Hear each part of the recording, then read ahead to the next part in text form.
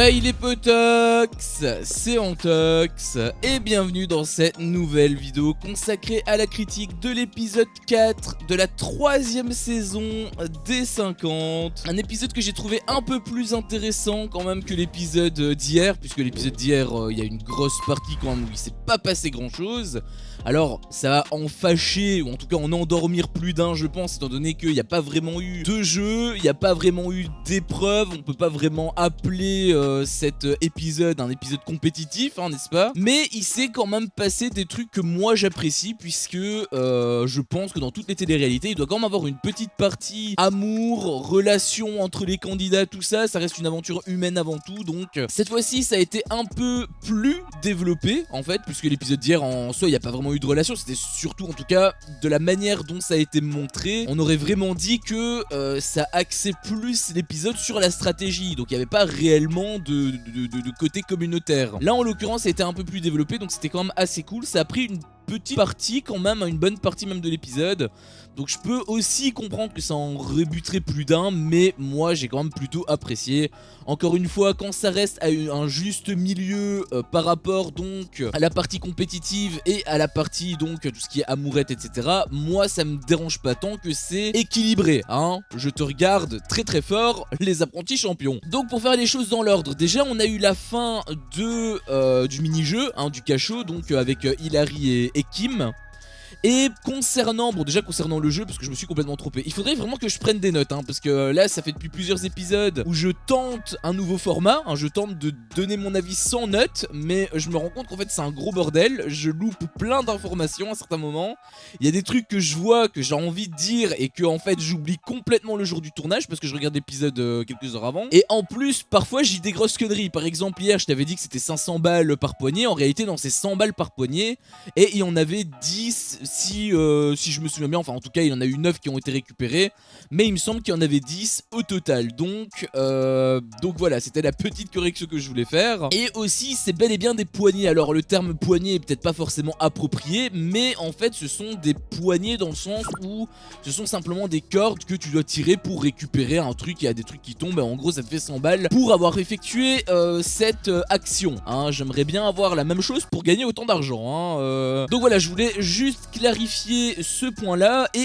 également j'avais poussé entre guillemets un coup de gueule, enfin c'est pas vraiment un coup de gueule, c'est plus on va dire un ressentiment vis-à-vis de Kim, puisque je t'avais dit que bah du coup c'était ça m'avait saoulé en fait qu'elle arrêtait pas de gueuler, et bon ça a toujours été un peu le cas dans cet épisode, mais ça m'a quand même beaucoup moins dérangé parce que bah il se passait des trucs, hein. On était dans l'action, il fallait toucher des trucs pour pouvoir récupérer les cordes et donc les tirer, donc je peux comprendre que l'imagination soit au-delà de ta logique, et que donc tu imagines le pire. En plus, je sais pas si vous avez remarqué, mais en plein milieu de la salle, il y a une araignée Sacom.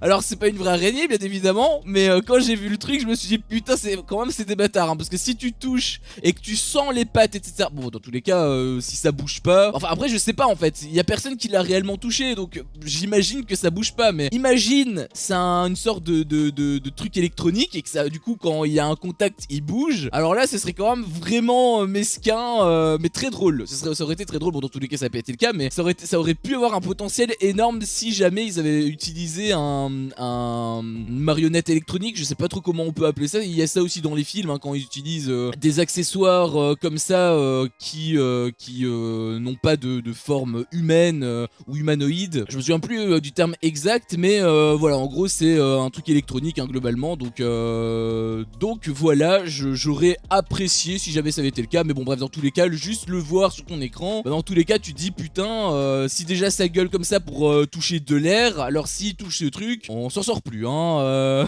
Donc voilà, ça m'a quand même beaucoup moins dérangé avec Kim, même si j'ai trouvé qu'elle était un peu dans l'excès, mais ça m'a moins dérangé, d'autant plus que il y avait le chien là, le singe là, je sais plus comment quel animal c'était, mais l'ami animal là il l'a touché aussi, donc le fait qu'elle flippe, qu'elle crie, bon c'est un petit peu bête quand même je trouve. Après je sais pas si elle était consciente qu'il y avait une autre présence et que l'ami compagnie animale était également dans la pièce. J'imagine que non, peut-être encore que je vais y revenir, mais quoi qu'il en soit, ses réactions n'étaient pas elles pouvaient être disproportionnées, mais c'était quand même un minimum justifié. Donc ça m'a dans tous les cas moins dérangé que l'épisode dernier, parce que l'épisode dernier vraiment c'était quand même insupportable je trouvais. Et aussi, et c'est là où ça m'a vraiment fait beaucoup rire, déjà j'ai envie d'applaudir avec les fesses Hilary, parce que la meuf c'est elle qui a quasiment tout récupéré, hein, je pense même que c'est elle qui a tout récupéré, donc la meuf elle a des baloches mais ainsi, je parle de ses couilles. Et en plus de tout ça, elle était ultra divertissante, parce que à force d'entendre quelqu'un qui hurle à la mort à chaque fois qu'il se passe un mini truc ou qu'il se passe même rien, et bien elle-même elle panique, et donc elle criait aussi, mais plus en réaction au fait que Kim criait aussi. Et c'est complètement stupide hein, la scène là, mais à chaque fois ça me faisait rire en fait. C'est ça qui fonctionnait, c'est pour ça que j'ai pas été dérangé par les cris, c'est que non seulement, bon déjà c'était un minimum justifié, en tout cas plus justifié qu'à l'épisode dernier, mais surtout aussi, bah, ça m'avait aussi fait rire grâce,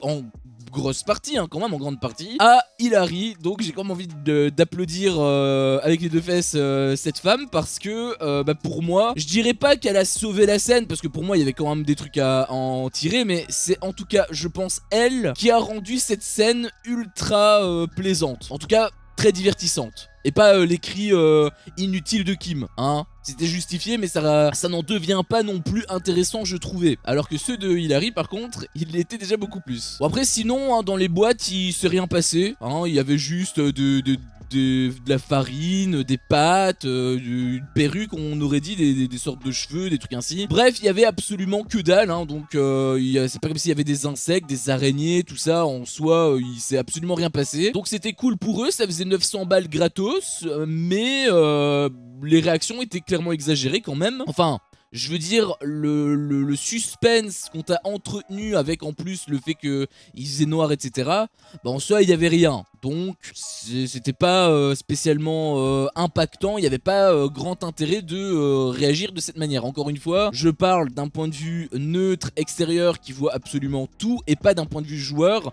qui ne voit absolument rien. Et donc, l'imagination peut clairement jouer des tours. Je le rappelle. Après, justement, concernant ce fameux jeu, hein, ce fameux cachot, où on te dit que les candidats ne voient rien, eh bien, en fait, j'étais parti du principe que c'était le cas, hein, et donc, voilà, je me suis laissé emporter, mais à force de rester sur cette scène, j'ai analysé, j'ai vu le décor qui était assez sympa hein, quand même. Le travail du décor avait quand même été bien réalisé, sauf qu'il y a des trucs qu'on ne peut pas cacher. Par exemple la lumière, hein, la lumière, je veux dire, ça se voit quand il y a de la lumière dans une scène, que ce soit avec ton filtre en noir et blanc, tout ce que tu veux, on en a rien à foutre, dans tous les cas ça se voit. Et en fait on voyait deux grosses lumières au plafond, le plafond qui est pas très haut déjà de base, parce qu'encore une fois je rappelle c'est un cachot, hein, c'est une sorte de cave quelque part. Et bien on voyait clairement les spots, et du coup, parce que l'image était cramée en gros, hein, c'est pour ça qu'on les voyait, et du coup, même avec le filtre, on savait que c'était une source de lumière. Donc moi, j'ai fait le chemin inverse, j'ai réfléchi, et je me suis mis à leur place en me disant, mais attends,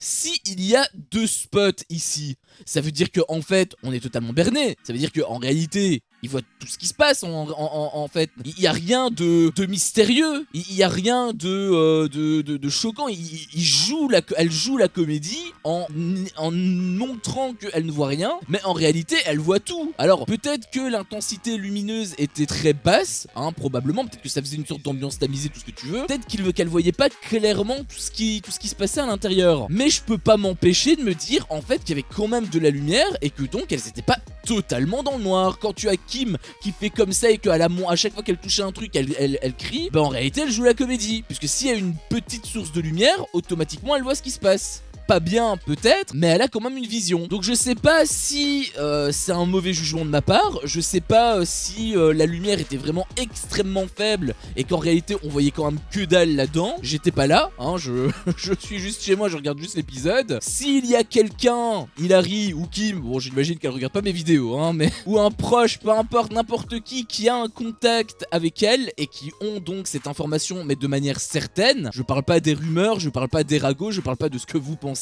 Je parle d'une information officielle sortie de la bouche donc de Hilary et ou de Kim, eh bien n'hésitez pas à me le dire dans l'espace commentaire, parce que moi je suis très intéressé et très curieux de voir, de savoir si c'était réel ou non. Je pense honnêtement que ça l'était pas. Dans tous les cas c'était quand même divertissant, mais le fait qu'on te le vende en mode elles y voient rien, et qu'en fait elles y voient, je trouve que ça perd complètement en crédibilité, tu vois, surtout si t'as Kim qui est comme ça et qui crie en faisant semblant qu'elle voit rien. Donc voilà, j'espère avoir une réponse. Je pense que je n'en aurai pas, mais quoi qu'il en soit, je peux pas m'empêcher de me dire que en fait ce jeu était fake. Alors c'était quand même divertissant, mais du coup c'était pas crédible. Bon, quoi qu'il en soit, elles ont quand même ramené donc 900 balles. En tout cas Hilary a ramené 900 balles. Non, alors elle a ramené 800 balles et il me semble que Kim a quand même récupéré une caisse, il me semble, hein. Elle a quand même pas été totalement inutile, mais quand même Hilary elle a hard carry cette séquence, donc bravo à toi, merci beaucoup. Elle a pu enfin faire augmenter la cagnotte. D'ailleurs cagnotte qui a été augmentée très rapidement, et Enzo lui-même l'avait dit l'année dernière. Bon après ils étaient vraiment nuls, hein, je trouve, l'année dernière, parce que après une semaine la cagnotte était toujours à 0. Donc là enfin ça a changé. Peut-être qu'ils ont mis des candidats qui non seulement sont divertissants, qui en plus ont potentiellement une grande gueule, et que donc il va se passer des trucs, il va peut-être avoir des clashs ou quoi, on avait déjà vu quelques petits trucs qui se passaient, mais également compétents, et donc qui vont réellement faire gagner, faire augmenter pardon cette cagnotte. Parce que je me souviens très bien dans la saison précédente que la cagnotte était somme un peu faible, et que donc pour pousser un petit peu, pour aider un petit peu les candidats, le Lion il t'a donné un truc gratuit où il fallait se lancer dans la piscine, et il avait fait ça même 2-3 fois en disant voilà Amélie t'es pas respectueuse, du coup je te dis ça pour te punir, mais en échange je te récompense. Bref, je trouvais ça complètement stupide. Là peut-être qu'on va éviter d'en arriver à là si les candidats sont suffisamment compétents, donc je croise quand même pas mal les doigts. Puis on a eu la deuxième partie avec le bal. Donc c'est là où je te dis qu'il y en a beaucoup à mon avis qui vont être un petit peu saoulés, parce que il s'est rien passé, hein. Globalement voilà, les gens apprennent à se connaître, etc. Il y a eu des petits rapprochements à gauche et à droite. Moi j'apprécie quand même ça, donc j'étais quand même content. Il y avait certaines personnes que je voyais qui se rapprochaient, notamment par exemple Alex et Karala G. Alors Karala G, j'en avais discuté en plus avec Joe un petit peu avant de regarder cet épisode, et en fait elle m'était complètement passée à côté. En fait je me souvenais même pas l'avoir vue, et je comprends pas, parce que en fait elle est extrêmement mignonne. Donc je sais pas comment j'ai fait pour pas la voir, mais à mon avis j'avais de la merde dans les yeux. Quoi qu'il en soit, Alex est en rapprochement avec elle, on voit qu'il y a un petit jeu de séduction, donc c'est plutôt cool, parce que j'aime bien Alex déjà d'une part, elle en plus elle est mignonne, donc à voir ce que ça va donner. En tout cas je préfère pour Alex que ça parte sur ça, qu'ils partent plutôt sur une meuf comme Roman qui jouait clairement avec ses sentiments. Donc voilà, Alex je l'aime bien, j'ai pas envie qu'il soit peiné. Elle, Karala, ça a l'air d'être une chouette fille. J'ai envie de vous dire tout le bonheur du monde, j'espère que ça va même aller plus loin. Donc j'étais plutôt content par rapport à eux deux. Dans les rapprochements il y avait également Valentin qui avait eu un rapprochement avec, je sais plus c'était qui, c'était la sœur en fait de Joy. Il a en gros deux meufs black, ces deux sœurs qui se ressemblent même pas mal. Apparemment elles sont pas jumelles, mais elles se ressemblent quand même beaucoup je trouve. Et donc il y a eu des rapprochements par rapport à ça. Alors déjà il y a eu donc la première sœur que je te disais, Joy, elle a eu un petit rapprochement avec Nicolo un petit peu avant. D'ailleurs Kim, elle, la subtilité je pense, elle connaît pas trop, parce que la meuf elle va mais vraiment en mode bourrin, hein. Alors ça a pas trop déplu à Nicolo, ils se sont un peu parlé et tout, ils faisaient la conversation même en italien, ils lui apprenaient des trucs etc. Ça avait l'air d'être assez fluide, mais du coup la technique de Kim j'ai trouvé très forceuse. Heureusement que ça a pas porté préjudice à eux deux. Mais donc voilà, peut-être nouveau couple entre Nicolo donc, et Joy, donc ça pourrait être sympa. Moi j'aime énormément Nicolo, et Joy bon je la connais pas mais elle a l'air sympa aussi, donc j'ai envie de dire pourquoi pas. Et donc concernant Valentin, je te l'avais dit, Valentin c'est vraiment mon chouchou, enfin en tout cas il a un gros potentiel. Pour l'instant ça reste mon chouchou d'épisode, parce que je le trouve vraiment trop beau, et je pense sincèrement qu'il peut être ultra compétitif. Je sais pas comment il est dans sa personnalité, mais il a l'air d'être vraiment ultra good vibes, donc je pense vraiment que je vais beaucoup l'aimer. Et il s'est rapproché donc de la deuxième sœur par rapport aux deux sœurs que je te dis, hein, donc la sœur de Joy. Je me souviens plus c'est quoi son prénom par contre, là je suis vraiment désolé, mais il y a eu rapprochement et ça s'est aussi plus ou moins bien passé, hein. On sentait le courant, voilà, c'était assez fluide, on sentait le courant entre les deux, donc voilà, j'ai envie de dire pourquoi pas, à voir ce que ça va donner, mais en tout cas il y a eu un petit rapprochement, donc c'était plutôt sympa. Et surtout ça avait pas l'air d'être fake, hein, les apprentis champions. Il y a eu également Nicolas Lozina, hein, qui s'est rapproché donc d'une certaine personne, elle s'appelle donc Julie, hein, c'est Julie Julie Ricci, que tu connais très bien, que je connais très bien, on l'aime tous cette femme. D'ailleurs elle avait dit son âge, elle a 38 balais la meuf, alors franchement je pensais qu'elle en avait une trentaine, je pensais qu'elle avait pas trop, il y avait pas trop de différence entre moi et elle niveau âge, mais en réalité il y a quand même un petit gap de génération. J'avoue que j'étais assez surpris, parce que quand tu la vois tu te dis pas la meuf elle a 38 ans, hein, absolument pas. Et donc ils se sont un peu rapprochés, je trouvais que c'était pas spécialement, enfin il y avait des moments où c'était très fluide, et il y avait aussi des petits blancs, et je sais pas trop pourquoi c'était gardé au montage, je sais pas si ça a eu un impact négatif ou quoi, ou peut-être qu'ils en sont pas tenu rigueur, ils en ont pas tenu rigueur, mais quoi qu'il en soit il a eu des petits blancs, donc c'est pas encore ultra fluide. J'ai trouvé que c'était moins fluide en fait que les autres relations enfin les autres rencontres plutôt que je t'avais dit, mais quoi qu'il en soit on sentait quand même un petit truc, puisque t'avais donc Nicolas et Julie qui parlaient, qui rigolaient. Julie elle avait dit une grosse dinguerie, elle avait dit, elle parlait d'enfants etc, elle avait dit à Nico pourquoi t'as envie de m'en faire, et Nico justement il était un peu surpris, il a dit il faut pas me chauffer.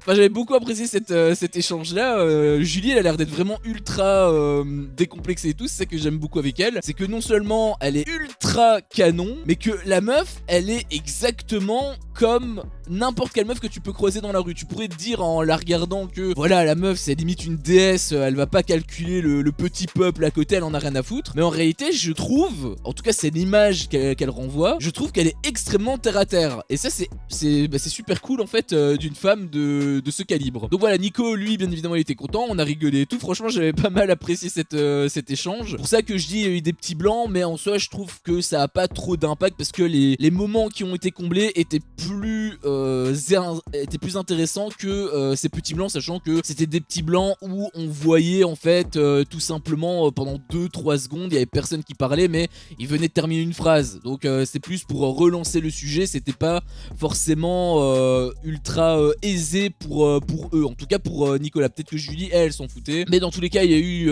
petite séance de drague, puisque tu avais Julie qui demandait qui Nicolas appréciait, et enfin trouvait jolie, et Nicolas avait dit que justement c'était Julie, elle avait kiffé un peu etc. Bon, je pense que c'était une technique pour qu'il disent qu'il la trouve belle, hein. Je pense qu'elle le savait de toute façon, mais voilà, dans tous les cas il y a eu un petit rapprochement, donc j'étais plutôt content, et aussi très surpris en fait de Nicolas, parce que tu as son visage dans Les Apprentis Champions où le mec c'est un gros gamin, on dirait un ado de 15 ans, honnêtement on dirait même pas un ado de 15 ans en fait, on dirait un enfant de 10 ans, hein, un enfant de 12 ans si tu veux, où il est ultra immature, hein, il te fait il rigole, il part à gauche à droite, il est timide, il ose pas parler aux meufs etc. Bref, pour un homme de ce gabarit je trouvais que c'était très surprenant, et quelque part c'était pas forcément très positif pour lui. Et là tu as un vrai mec, tu as un mec normal, posé, qui est là, voilà, il parle avec une femme, tout ce qu'il y a de plus normal, et il passe un bon moment. Et je sais pas si, je pense honnêtement qu'il jouait la comédie dans Les Apprentis Champions, peut-être parce que la prod lui a demandé, peut-être parce qu'il était avec Julien Tanti, et que quand il est avec Julien Tanti, il est peut-être un petit peu con, je sais pas, mais quoi qu'il en soit, c'était pas le même homme. Là j'ai vu un vrai homme.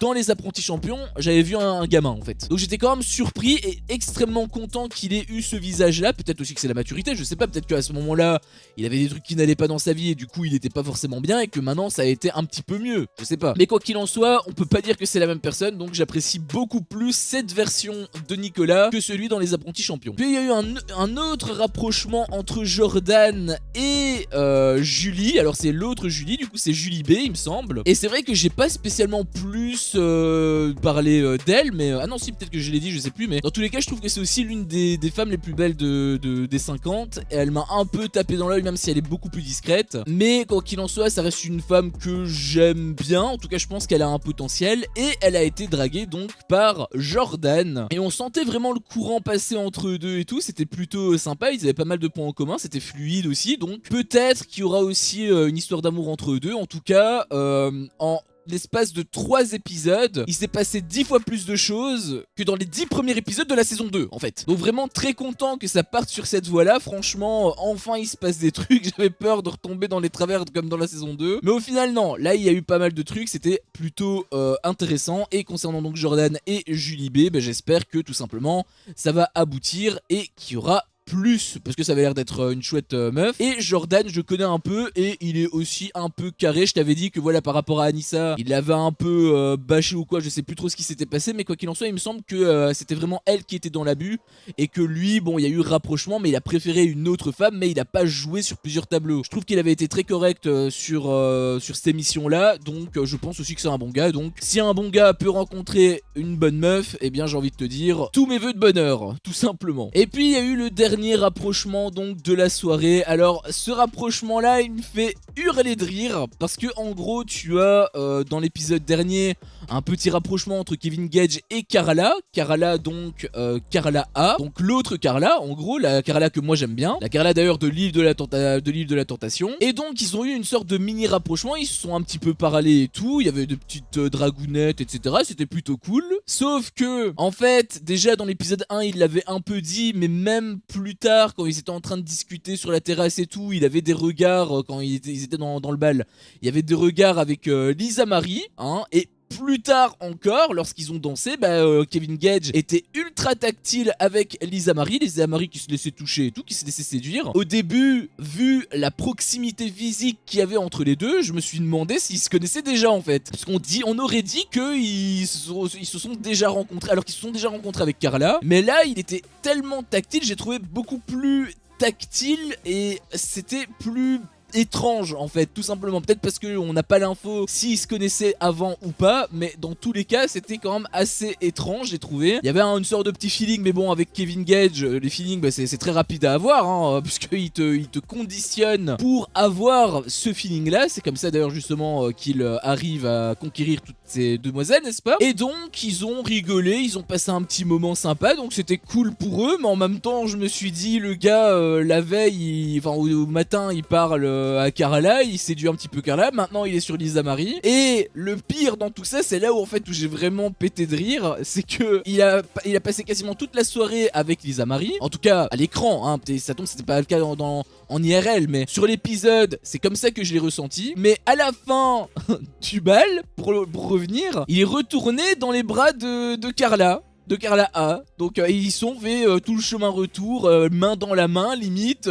Si j'avais été Lisa Marie que je les avais vus, je me serais dit mais attends, mais c'est quoi cette merde? Le mec il joue déjà sur plusieurs tableaux. On a l'épisode 3 hein, le Jaguar est de retour, j'ai envie de te dire. Et d'ailleurs ça a pas manqué à Lisa Marie, puisque le lendemain elle avait justement parlé à Beverly en disant que voilà il y a eu rapprochement avec Carla et tout. Alors Lisa Marie elle, je sais pas trop, elle avait l'air de faire la jalouse, alors qu'en réalité elle s'en fout. Il me semble même qu'elle est libertine, donc en soi on s'en bat les couilles hein, s'il a plusieurs meufs à côté. C'est le principe du libertinage hein, c'est la pluralité, n'est-ce pas? Donc j'ai pas trop compris pourquoi elle avait réagi comme ça en mode jalouse. Par contre elle avait été un peu plus dur on va dire avec Carla, parce que apparemment c'est son amie, apparemment elles avaient déjà fait une aventure ensemble, l'île de la tentation, il me semble qu'elle était là également, et que donc elle lui en veut un petit peu. En tout cas elle aurait apprécié que elle lui en parle, donc peut-être que ça va se faire, peut-être que ça va pas se faire. En tout cas on est passé à autre chose directement après, donc moi je me dis que elle va pas venir d'elle-même, qu'il va avoir peut-être une petite rivalité entre elles, qu'à un moment donné Lisa Marie va faire comprendre que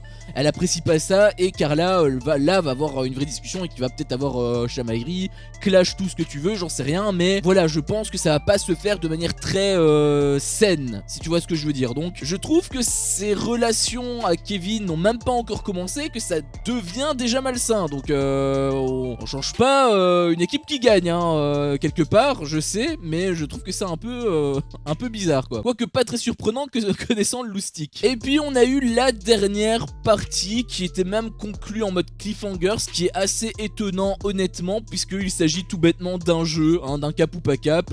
Alors le cap ou pas cap était quand même assez cool, il était quand même assez fun. C'est tout simplement voilà, les mecs en gros à chaque fois qu'ils ouvrent la bouche ils doivent parler, mais en chantant, en faisant des trucs mélodieux etc, et ils doivent faire ça pendant 30 minutes. Donc à chaque fois que quelqu'un parle à un mec, le mec il doit répondre en mode chanson, tu vois, en mode chant. Donc c'était extrêmement drôle, c'était vraiment un bordel pas possible. Franchement si j'avais été cadreur erreur à ce moment-là, mais je pense que j'aurais pas pu m'empêcher de rire. Je pense que j'aurais eu la banane, mais pendant les 30 minutes, parce que ça avait l'air d'être vraiment hilarant. Alors il y avait quand même un petit passage que j'ai trouvé giga bizarre. C'était Jean-Pascal qui était en train de raconter n'importe quoi. Il était en train de chanter, mais il chantait, mais c'était pas français en fait. J'ai absolument rien bité à ce qu'il a dit, et il était en train de parler à je ne sais plus qui, et il y avait aussi à Kevin, il me semble, et il y avait Mathéo. Non, pas Mathéo, comment il s'appelle, Thibaut, voilà, il y avait Thibaut. D'ailleurs, c'est vrai que j'en ai pas parlé de ce candidat, mais Thibaut, en fait, je connais également, puisqu'il a participé à mauvais joueur. Il est d'ailleurs dans les bras de Inès, enfin, il est en couple plutôt avec Inès, et en fait, leur couple s'est formé dans cette émission, et à la base, le mec, il était censé être un peu en bis-bis avec une autre meuf. Donc, j'ai pas trop apprécié déjà son comportement, j'ai pas non plus trop apprécié son jeu dans Mauvais Joueur. D'ailleurs, c'était un petit peu la tête de Turc, et pour moi, c'était le grand antagoniste de l'émission. Et s'il y avait une personne que j'avais pas envie de voir gagner, c'était bien lui. Heureusement, c'est pas lui qui a gagné. Mais du coup, voilà, le fait qu'il revienne, alors bien sûr, un nouveau jeu, on fait table rase du passé, bien évidemment. On va pas le juger pour son jeu dans une autre émission. Peut-être que là, il va jouer différemment. D'ailleurs, je le trouve même plutôt sympa, donc à voir comment ça va se passer. Mais quoi qu'il en soit, si j'avais été l'un des candidats, j'aurais clairement pas été dans son camp. En tout cas, je me serais beaucoup méfié de ce personnage. Et donc voilà, il y a eu le petit jeu où ils ont chanté, etc. C'était quand même pas mal drôle. Et il y a eu donc le fameux cliffhanger que je t'ai dit. Donc en plein milieu du truc, ils se sont arrêtés comme si c'était quelque chose d'incroyable, comme si il allait avoir un truc hors du commun, alors qu'on se doute tous que en fait, le challenge, il va juste être validé par le lion. Donc voilà, ils vont remporter, je sais plus c'était combien la mise, 1000 euros il me semble que c'était 1000 euros. Voilà, je pense qu'ils vont juste remporter ce que le lion a promis, c'est tout. Donc pourquoi en avoir fait un cliffhanger? Enfin, je sais même pas si c'était un cliffhanger, en fait c'était super bizarre. On aurait dit vraiment une conclusion, mais comme c'était en plein milieu dans le timing, je veux dire dans le tempo, dans le rythme, on aurait vraiment dit que c'était en mode conclusion, mais en même temps, c'est avant le résultat final, donc enfin le résultat donc du lion. Donc ça reste un cliffhanger, mais l'effet n'est pas trop présent. Enfin, j'ai trouvé le montage quand même assez bizarre sur cette fin d'épisode. Et donc peut-être, c'est ça d'ailleurs que j'aimerais beaucoup, que j'aimerais dire, et que malheureusement, j'espère que ça se passera pas comme ça parce que ça risque d'être chiant. Si il y a un cliffhanger ainsi, j'anticipe un petit peu et je me dis, s'il y a un cliffhanger qui est positionné à ce moment, ce qui est assez étrange, je pense qu'on peut en convenir tous, eh bien j'ai un peu peur pour la suite, en tout cas pour le prochain épisode, parce que là pour l'instant on a eu 3 épisodes, alors un qui était un peu en demi-teinte, ok, mais sinon dans sa globalité c'était correct. On va dire que de manière générale j'ai quand même passé un bon moment. En revanche, si le timing du cliffhanger qu'ils nous ont mis là, s'ils l'ont mis en fait parce que après ça signifie, ça promet, ça inaugure du vide intersidéral, j'avoue que ça me ferait beaucoup chier parce que on n'a pas encore été habitué à ça, on n'a pas eu un seul épisode vraiment négatif pour l'instant, donc j'espère que s'il doit avoir un épisode, qu'il n'y en aura pas, hein, mais que s'il doit en avoir un, que ce sera le plus tard possible, parce que j'ai pas envie de me taper une émission où pendant les 3/4 du temps tu te fais chier. J'ai eu mon overdose avec les apprentis champions, j'aimerais bien repartir sur de bonnes bases s'il vous plaît, mais en tout cas ça n'inaugure rien de bon. Donc j'espère que c'est juste un cliffhanger mal timé et qu'il y aura quand même matière par après, mais quoi qu'il en soit, je reste un petit peu sur mes gardes et j'espère qu'on aura quand même de très bons épisodes. Aussi, petite parenthèse, parce j'ai failli l'oublier en fait, donc heureusement que je m'en suis souvenu. Il y a eu aussi une petite discussion au milieu du salon quand tout le monde était là, etc. Enfin, en tout cas, une bonne partie. Et il y avait apparemment Yael. Alors, ça a été un peu balancé par Maïsen, si je dis pas de bêtises. Et apparemment, Yael n'aime pas Kim, apparemment il l'apprécie pas et Yael avait fui, donc j'ai trouvé que c'était un comportement très bizarre. Et Kim, déjà que elle, quand elle met en couple, quand elle tente en tout cas des rapprochements entre deux personnes, elle y va pas de main morte. Alors là tu te doutes bien que elle a été bien bourrine également. Il a dit quoi, bon, non, enfin elle s'est bien montrée, mais elle a été quand même pertinente, j'avais trouvé, parce que, enfin pertinente dans le sens où je t'avais dit que la crainte que j'avais la concernant, c'était qu'elle avait une grande gueule, alors ça peut être très cool parce que du coup il peut avoir des clashs et tout. Mais si c'est pour clasher de manière gratuite à chaque mot de travers ou quoi, ça risque d'être un petit peu relou. Alors là ça aurait pu se justifier, un mini clash, en tout cas pas forcément un gros clash, mais voilà un petit clash, une petite embrouille, un petit début d'embrouille. Et il n'y a même pas eu ça, on a juste eu un peu la sauce qui montait avec le fait que Kim se rendait compte que Yael potentiellement la bernait, puisque apparemment en face il était tranquille et au final il lui casse du sucre sur son dos. Donc ça aurait pu se justifier et in fine elle a dit que bon bah tant pis, j'en ai rien à foutre, elle a un petit peu laissé couler. Donc j'avais été quand même surpris de ce visage là, je m'attendais pas à ça et j'ai envie de dire pourquoi pas. Alors j'espère quand même, parce que c'est aussi un peu une de mes attentes, c'est qu'il y ait des clashs, c'est qu'il y ait des embrouilles, c'est qu'il se passe des trucs. Donc j'espère que quand l'occasion se présentera et que ce sera réellement justifié, qu'elle va pas avoir sa langue dans sa poche et qu'elle va foncer dedans. Je pense que ça va être le cas vu l'énergie qu'elle dégage. Mais en tout cas elle m'a quelque part un peu rassuré sur le côté clash gratuit. Apparemment ce sera pas trop son cas, donc ça me fait quand même un petit peu plaisir. Sur ce, c'était mon avis sur cet épisode. Si mon contenu te plaît, fais-le moi savoir en me laissant un énorme pouce bleu. À chaque fois que je vois ça, je vois que mon contenu plaît et donc moi ça me motive à continuer. Si t'es pas encore un peu tox, qu'est-ce que tu attends pour me défoncer ce gros bouton rouge? N'hésite pas à activer la cloche pour ne rien louper et je te dis à la prochaine pour une prochaine vidéo. Ciao.